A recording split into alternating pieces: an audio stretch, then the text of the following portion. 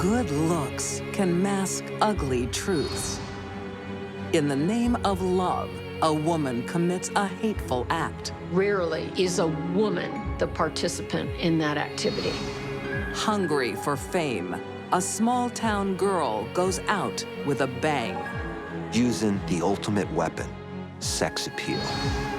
And a bored housewife sides with the devil to save her reputation. They come up with something mind-blowing in terms of callous brutality. These deadly women are gentle on the eye, but cold of heart.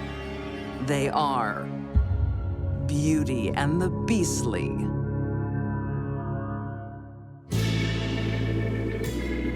People are drawn to the tiny virgin island of St. John for many reasons. For wealthy widow and failed actress, 37-year-old Amanda Perry, it's a new start. She was very disillusioned. She never got a decent role. And finally, she pretty much gave up on that dream. She went off on vacation to St. John. And she decided that was where she wanted to live. For 30-year-old musician Grant Hayes, the holiday mecca of St. John is a chance to boost his career. Grant was a kind of a local star, so to speak, down there. Part of Grant's charm was his guitar.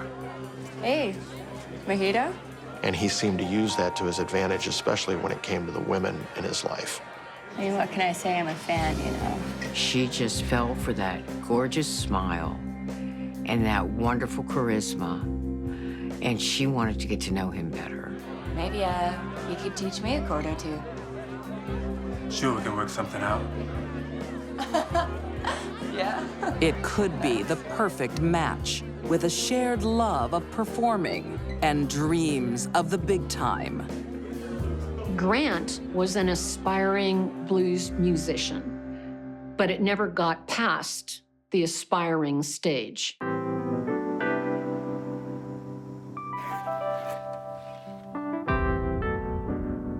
Grant has more charm than money, so a wealthy woman's attention is welcome. After all, he has mouths to feed back home. Grant was a Lothario. He loved women, and he felt like he could charm just about any woman he met.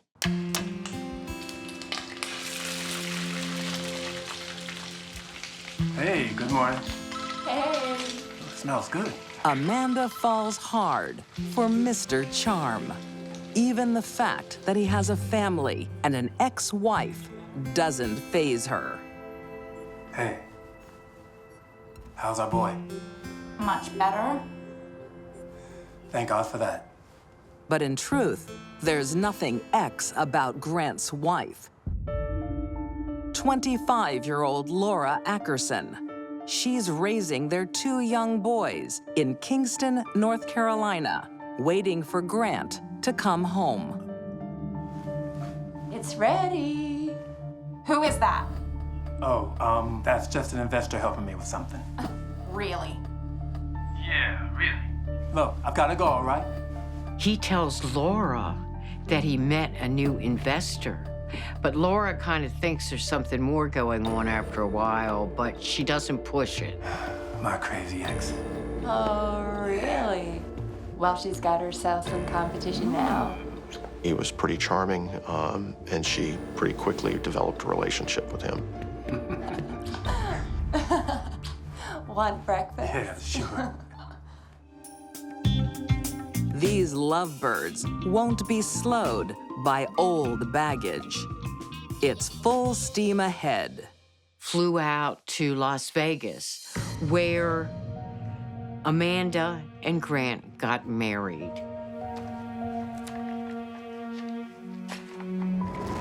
Laura is ambushed. Hi, Laura. Amanda and I tied the knot. You and I were never really married because I never signed the paperwork. As hard as that is to understand, she wasn't legally married to Grant, and now Grant was married to Amanda.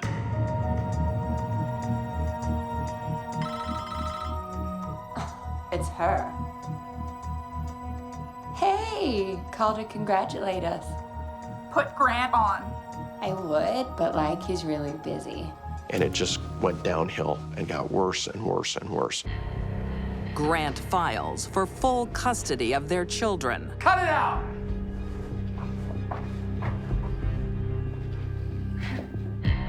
The psychologist came in and actually laid out what was really going on. I told you we had a special guest coming. If you're not gonna play nice, no one gets the toy.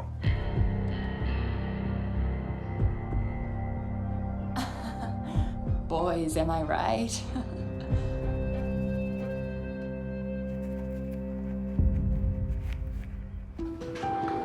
I go super fast. How you doing? Too much fast. Whoa, you're super fast. It was clear from what she wrote that the boys were safer and in a more stable environment when they were with Laura. It seems Laura will win.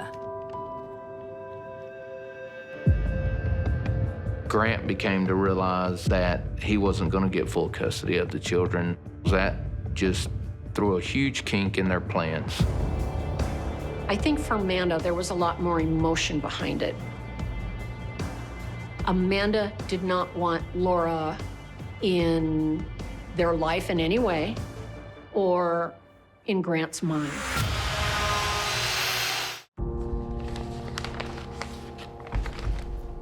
Damn it! In 2011, in Raleigh, North Carolina, bad news isn't sitting well with Grant and Amanda Perry. It's not good.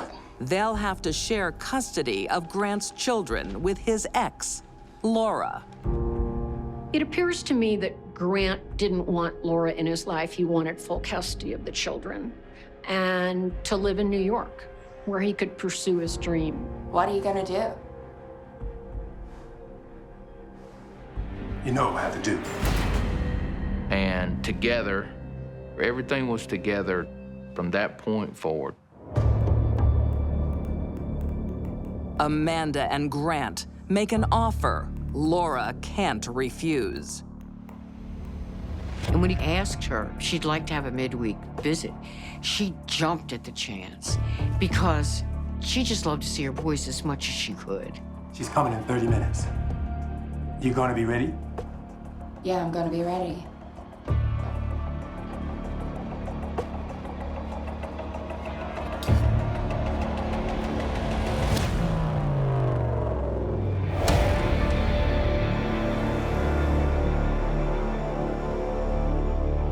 Laura had no idea what she was in for.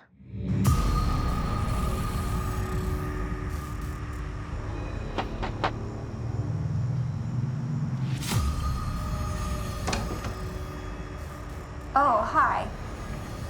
This is a pleasant surprise. Where are they?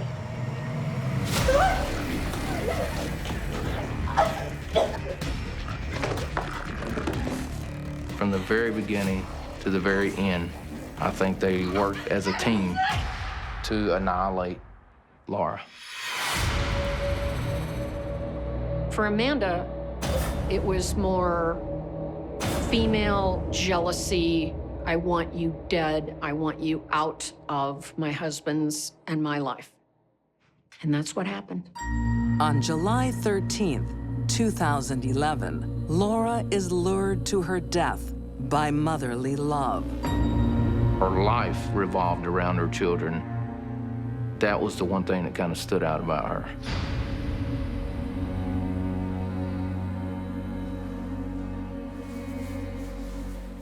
That's who she was more than anything, was a mom.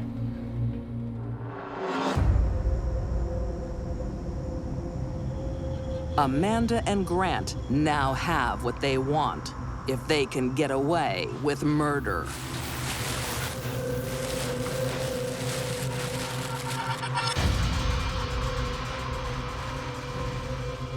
What happened after this murder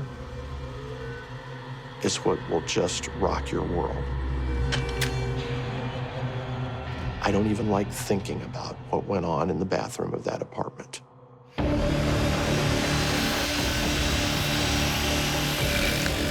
Laura's body was cut into pieces and packed away in coolers.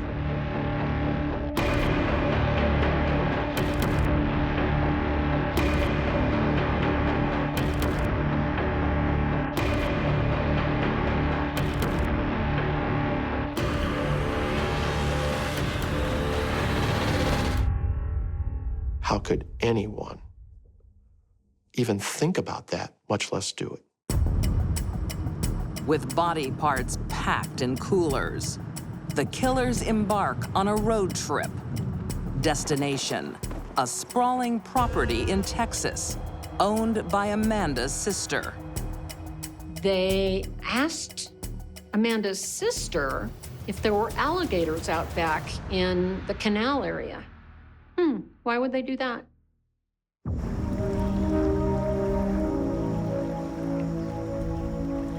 So late one night, they went out in a boat and they dumped those body parts into the water and hoped the alligators finished it all. The amount of disrespect that was shown to Laura Aerson is phenomenal. They completely disrespected her humanness, her life.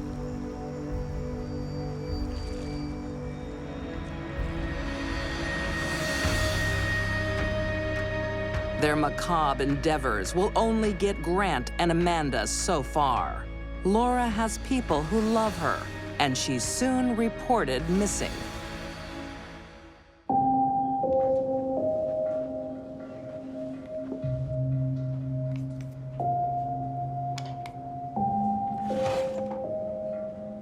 We got a search warrant for Amanda's apartment. The thing I remember about going in that first time, this large bleach stain on the floor when you walk in. And you get this odor of bleach when you walk in. So you could tell immediately that somebody's been cleaning something.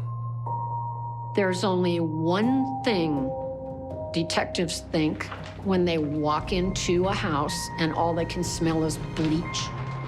And that is, what happened here and where is the body now? Witnesses also lead the police to Texas, where the Gators haven't come through for Grant and Amanda. They never did find all of her body parts, but it was a sad and gruesome discovery. There was enough evidence available to start a forensic theme park. These two were not good at murder. In 2013, Grant Hayes is found guilty of first-degree murder and sentenced to life in prison with no parole. In 2014, Amanda Perry Hayes is convicted of second-degree murder and sentenced to 13 to 16 years in prison. I wanted a first-degree murder conviction for both of them, so I was, of course, disappointed in the second-degree conviction. In 2018, an additional charge of tampering with the evidence of a human corpse gives Amanda an additional 20 years behind bars. In essence, I think is a life sentence for her. So, you know, in the end, it kind of worked out. I've come across a lot of murders where the victim was dismembered, but rarely is a woman the participant in that activity. There are evil, evil women, just like there are evil, evil men out there.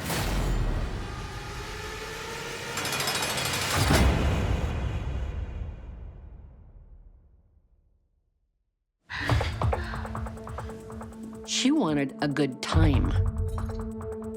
That's what she did best. What could go wrong? Like many teenagers, 16-year-old Bula May Sheriff likes to get what she wants. Her beauty was her currency. She was beautiful young girl. Everyone told her how beautiful she was and thought that would get her everything she wanted in life. But in rural Kentucky, at the turn of the 20th century, beauty only gets you so far. Girl! Girl, you get back here now! Catch me if you can! She wanted to move to the big city and marry a rich guy. And she believes she should be the wife of a wealthy man. She should be a famous cabaret singer or actress.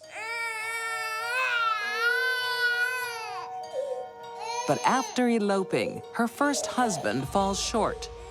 How can you just ignore him? Linotype operator Perry Stevens provides a child, but their new life is a long way from city glamour. No. No, thank you. I just got changed. She didn't like being a mother at all. I'm going out. She would leave her husband with the baby, and she would go out and party, drink, dance. Unbelievable. Oh, you better believe it. Her husband very wisely advised her, you're never going to be a good mother, so why don't you just leave now?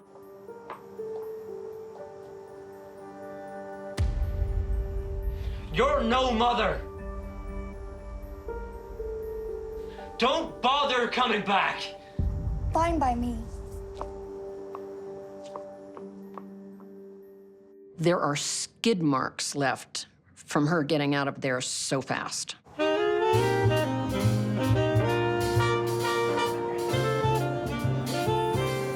The bright lights are calling, and as the jazz era takes hold, there's only one place to be: Chicago. How are you? So where's your man? Oh, he's so boring.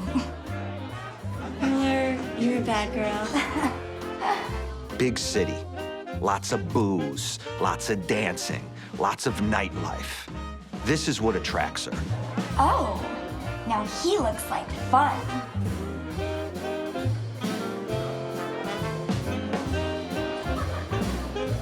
Bula is in her element. She just needs to land a provider. Good evening, ladies.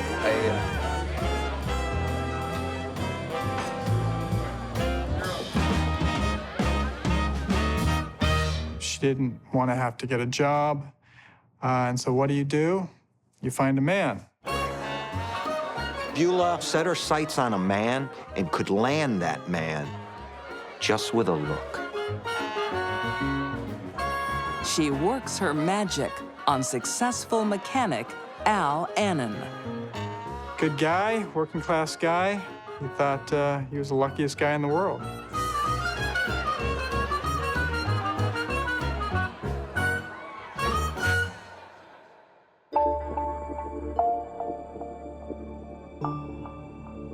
Al works hard to give his wife the good life, but soon that won't be enough.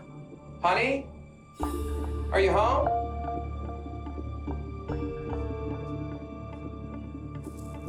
How do I look? Amazing. Al was a good provider, but that isn't what Bula wanted. She wanted a good time. What's for dinner? I was thinking we could go out. Nah, I'm dog-tired. Well, I'm bored. She can't sit still. She's got to go out. She's got to find a good time.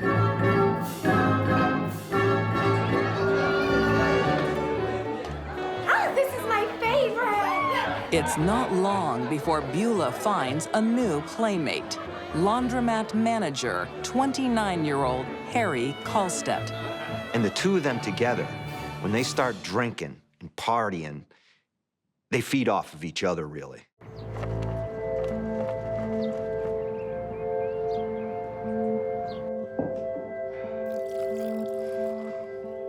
Look like you need it. Now the good time girl has what she wants: a doting husband bringing in the money, and a secret lover to help her spend it. While Al is at work, busting his hump, a mechanic, Hi. Bula and Harry are at the house. Drinking moonshine, having sex. That need for excitement is fulfilled in the secrecy involved in the affair. That gives her sort of a high. Bula is living the dream, at least her dream. At just 25, the world revolves around her. What more could she want? This party that they have, is gonna end in a bloodbath.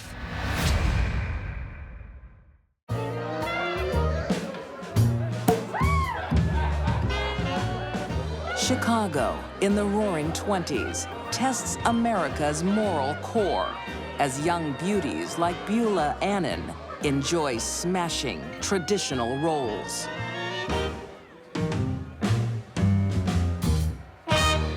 Bula had kind of a bad habit. Every time she met a guy, he was in her bed in no time. Not content with a doting husband, she's taken a lover, Harry Kalstedt. But now it's his turn to feel Bula's wrath. Bula was disenchanted with Harry. All he wanted to do was sit around her apartment, drink wine, and have sex. You've had enough. Oh, I paid for it. Well, what's a few dollars between friends? Bula needs more than personal attention. She wants financial attention, too. She begins to question Harry. You know what? You earn money. You spend none of it on me. There's another man. She wants to hurt him. The best way she can think of to do that, she tells him that she has another man, a man who treats her better than he does. What man? Oh, he's a real Southern gentleman. Knows how to treat a woman. Well, how many men do you need? How dare you? Harry could see things were going and didn't want anything to do with it.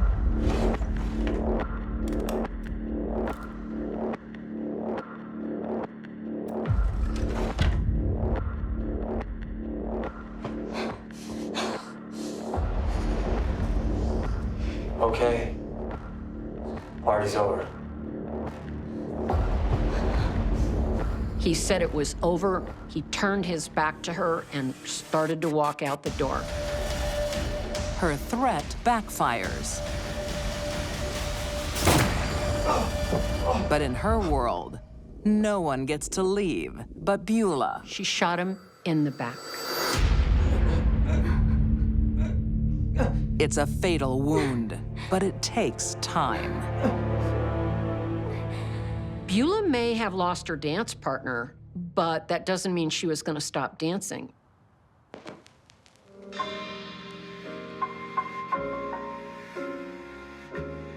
She's dancing to his death. That's what she's doing. It takes him 3 hours to die. Harry's light just slowly fades over that afternoon as Bula listens to a jazz record and enjoys his death.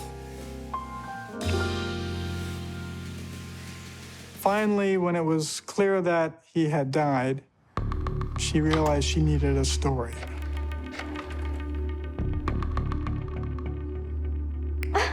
Al, I've been attacked.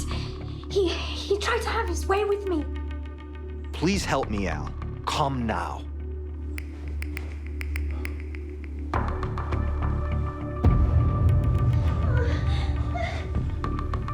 Bula! I'm so terrified. It's okay. Bula convinces her husband, but the police are harder to persuade. He kept coming towards me, and so I shot him. She told them she shot him when he was rushing at her. In the back. Well, it was self-defense. It was pointed out to her the bullet hole was in the back of Harry, but that didn't stop her from singing that song.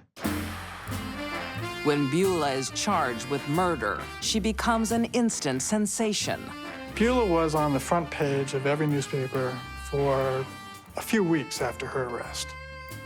She was a celebrity. What do you think of all the public support? Everyone's been so kind. I mean... Murder gets her the attention she's always wanted. Bula was not an intellectual genius, but she did know how to play up what she had and how to get the press to follow her like a puppy. I'm just so fortunate to have my husband's full love and support.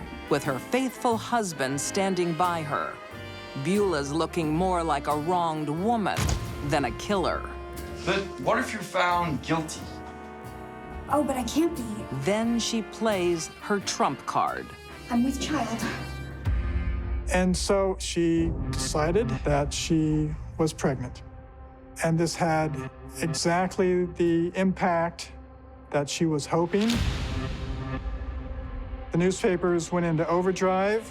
Really? Oh my goodness. We're going to be such wonderful parents. A baby? We can't have a baby being born in prison. This is not acceptable. In those days, juries were made up of all men, so the chances that all 12 of them were going to find her guilty were slim. Bula Annan always gets what she wants. And in 1924, she's acquitted of all charges and set free. Bula was so happy the all-male jury acquitted her in less than 2 hours. She shook hands with most of them and kissed one of them right on the lips. While Bula was kissing the jurors, Lady Justice was crying. There was not justice for Harry Kalstead. That's certainly true. And the faithful husband who stood by her through thick and thin. No one would know you're having a baby. Why? The day after that, she announced she was going to divorce Al. Bula couldn't move fast enough to get away from Al. And the baby never happened. Bula plays her husband, the press, and the law like a maestro. Next stop, Hollywood. But as it goes in popular culture, Bula's 15 minutes is up. She expected it to just come to her, and it didn't. The press moved on. She was left with nothing. Bula's run of luck comes to an end, and it's left for nature to do what justice couldn't. She contracted tuberculosis. She only lived 4 to 5 more years. On March 14th, 1929, Bula dies alone, age 32. Bula cared about Bula. There's no evidence to suggest that she ever truly cared about anyone else. Even in death, Bula gets what she wants: a career in show business. If this story sounds familiar, it's because Bula was immortalized forever as the glamorous Roxie Hart of the musical Chicago. If there is an afterlife, Bula's smiling.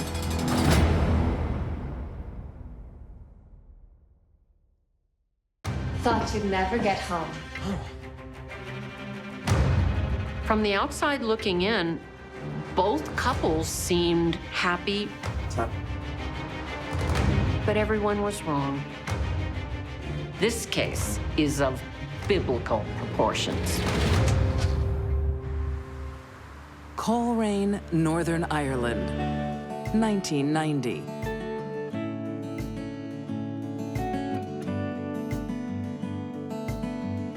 Between the sermons and the Psalms, 31-year-old Colin Howell falls for a fellow parishioner.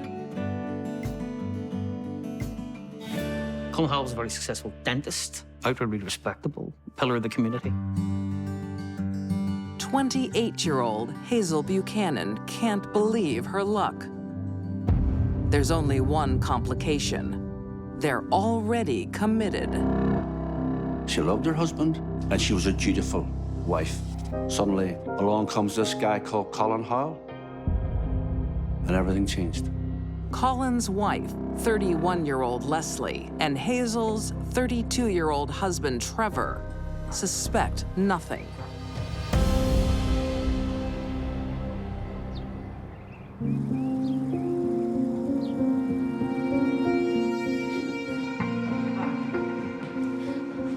Hazel soon finds innocent ways to meet up with the handsome dentist.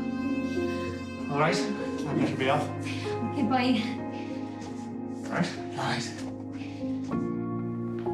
You never know what attracts one person to another.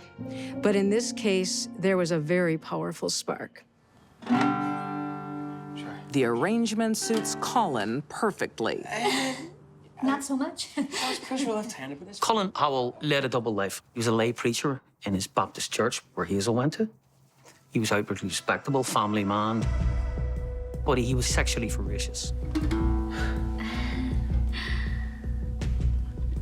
He was a walking contradiction, and as they say in Ulster, they say, the bigger the Bible, the bigger the hypocrite. They keep their affair secret for a year. Then their luck runs out. They were seen by another church member in the park. What's going on here? And were confronted. Please, let me explain. Explain it to the pastor. He said, "This can't go. This can't persist. You have to report this not only to the church elders, but to your spouses."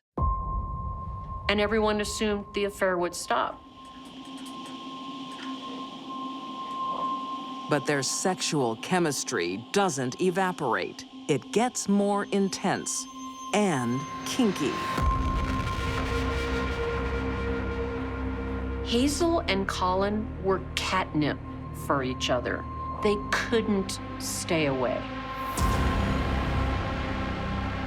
Laughing gas is nitrous oxide. It's a odorless gas that has very rapid onset. It causes mild sedation and relaxation. He knocked Hazel out with gas, and he had sex while she was unconscious. That's the kind of character he was, you know.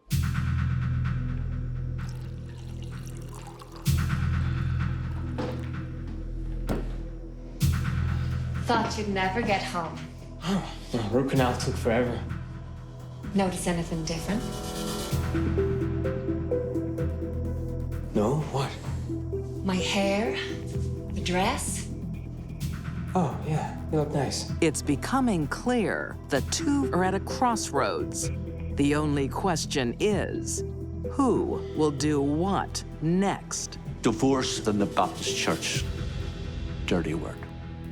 It's a word that it's not part of their vocabulary. Trevor and I'd be better off if we died in a car crash. Colin got the idea quite accidentally from his own wife, Leslie.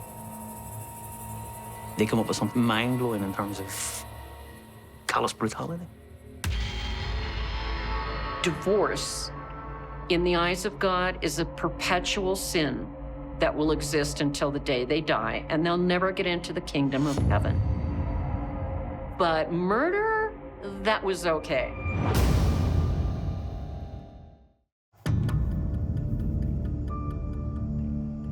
What if we get caught?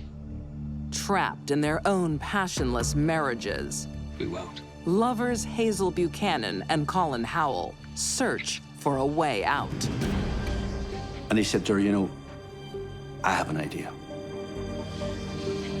Why don't we kill Trevor and Leslie, and we can be together?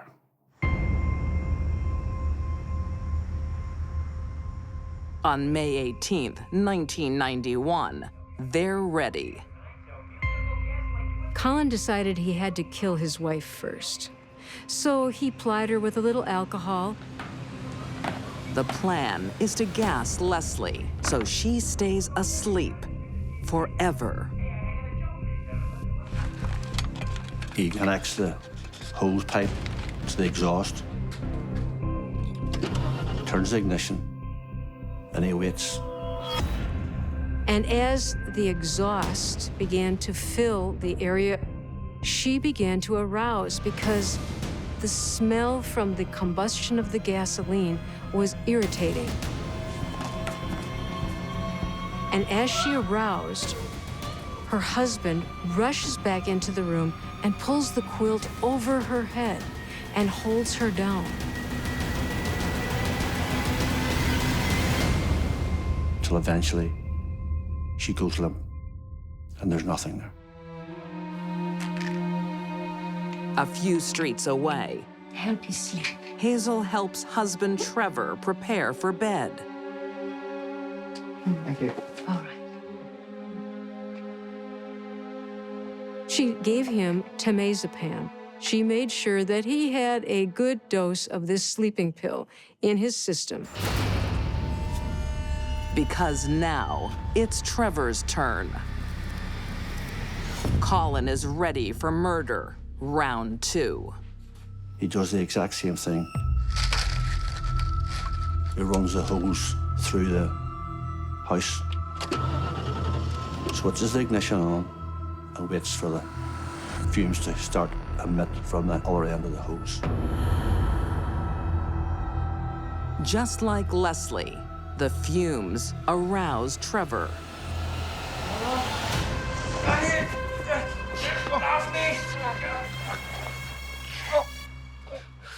He jumps on top of him, and he sticks the hose into Trevor's mouth.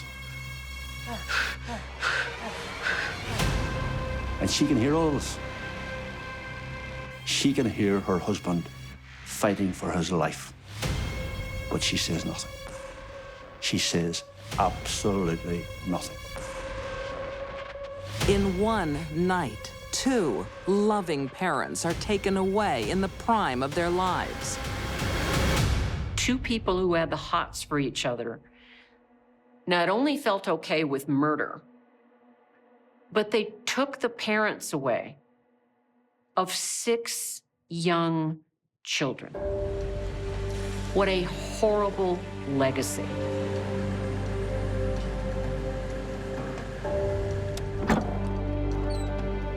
The killers stage a double suicide. He drags Trevor's body out of the boot and leaves him in the driver's seat. In an abandoned garage belonging to Leslie's late father, Colin sets the scene. He took his wife's body, and he just left her in the trunk. And then he set all the family photographs around her. And then he put the earbuds in her ear and turned on her music maker. A hose pipe finishes the illusion.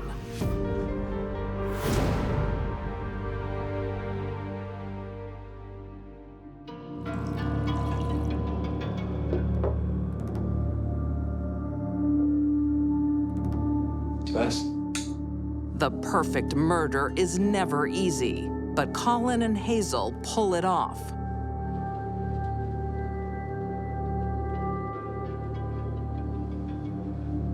When the couple were found in the car, the Royal Ulster Constabulary's line very firmly from early on was this was a tragedy. It was a suicide, double suicide.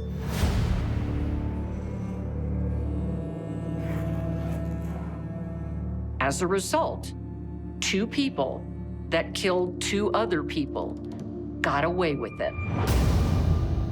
It was the perfect murder.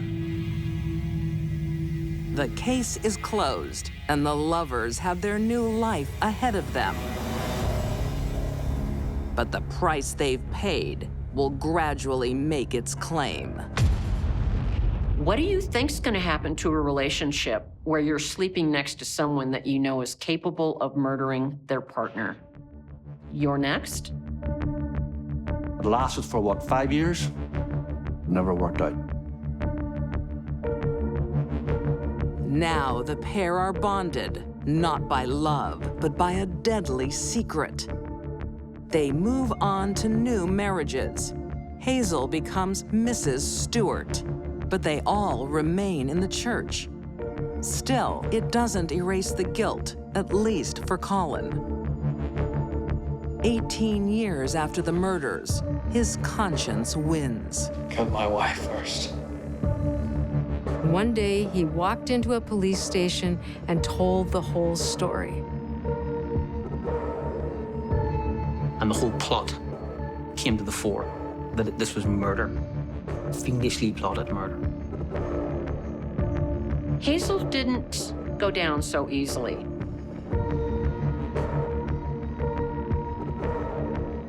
She didn't want to come clean. But it doesn't matter. The evidence all pointed in one direction, complicity. In 2009, Colin Howell and Hazel Stewart are both convicted of double murder. They are sentenced to life in prison with a minimum of 21 and 18 years. Hazel continues to deny her guilt. Colin Howell, in a way, in a perverse way, has more credibility, because at least he admitted what he did. The only thing Hazel Stewart regrets is that she was caught. Hazel and Colin had pulled off the perfect murder, but in the end, that didn't set them free. Instead, it locked them in a cage of guilt, for which there was only one key: atonement. This case is of biblical proportions.